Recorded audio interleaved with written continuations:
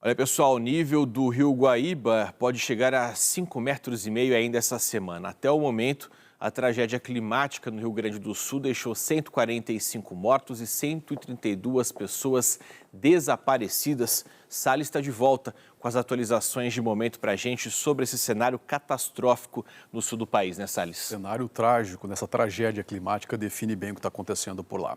O caso com as chuvas, que estão atingindo ainda Porto Alegre, neste fim de semana, o nível do Guaíba voltou a subir e registrou 4,65 metros. A inundação já atinge quase 4 mil quilômetros quadrados, o equivalente a 7 vezes a área total da capital gaúcha, Porto Alegre. Pesquisadores da Universidade Federal do Rio Grande do Sul alertam que, com o retorno das chuvas, os níveis dos rios do estado podem chegar a patamares históricos. A extensão da área afetada ajuda a entender por que a tragédia superou a enchente, inclusive, que foi registrada no ano de 1941, quando o volume de água levou 32 dias para chegar a quase 4 metros. Então, façam aí o comparativo do que está acontecendo agora. Enquanto a região metropolitana de Porto Alegre ainda enfrenta a situação de cheia, as áreas mais altas do estado se deparam com a devastação após essa enxurrada. No Vale do Taquari, por exemplo, as casas deram lugar a destroços e muita lama. Por lá, o rio pode subir 30 metros, como já aconteceu, viu? Por isso, a urgência para retirar quem ainda insiste em ficar nessa região. O boletim mais recente da Defesa Civil indica que são 145 mortos e 132 desaparecidos e mais de 600 mil pessoas que estão fora dos imóveis, ou seja, da casa onde viviam.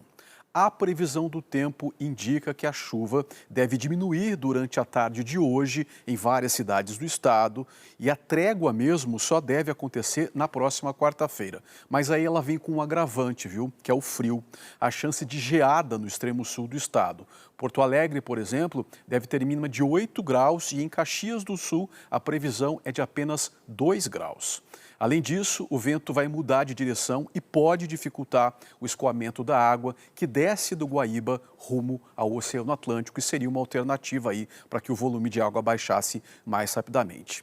Além disso, a gente vai até acompanhar algumas imagens agora, a Defesa Civil confirmou que houve o registro, a formação de um tornado na cidade de Gentil, que fica no norte do estado.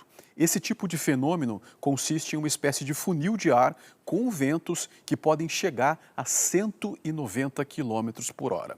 E essas são as condições, na verdade, são as condições responsáveis pela formação de temporais, rajadas de vento, raios, granizo e eventualmente também tornados como esse que a gente acompanha aí nas imagens. A passagem dele causou estragos em galpões de armazenamento, principalmente nas propriedades rurais ali da região e até o momento não temos confirmação, não temos registros de pessoas feridas.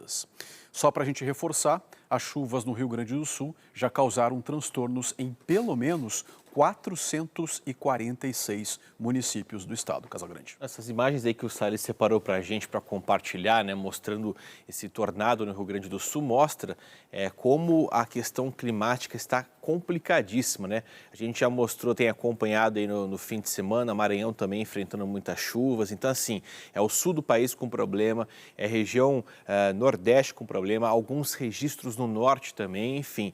É um cenário muito preocupante quando a gente fala do aquecimento global, que tem muita gente que ainda diz que não existe, que torce o nariz, mas observando esses cenários que a gente está trazendo para vocês, não tem como não acreditar, gente? Então isso mostra que, de fato, alguma coisa tem que ser feita. A gente tem que repensar a nossa relação com o meio ambiente, repensar a forma como a gente destrói o meio ambiente, porque, senão, os próprios especialistas já falam, situações como essa serão cada vez mais comuns e mais intensas. E as cidades não estão preparadas para isso. Não há estrutura, Exatamente. Não há um plano, não há nada nesse sentido. Exato. Ou seja, a gente vai ver cada vez mais pessoas morrendo, cidades sendo devastadas e situações aí adversas como essa, causando muita tragédia em várias partes do país.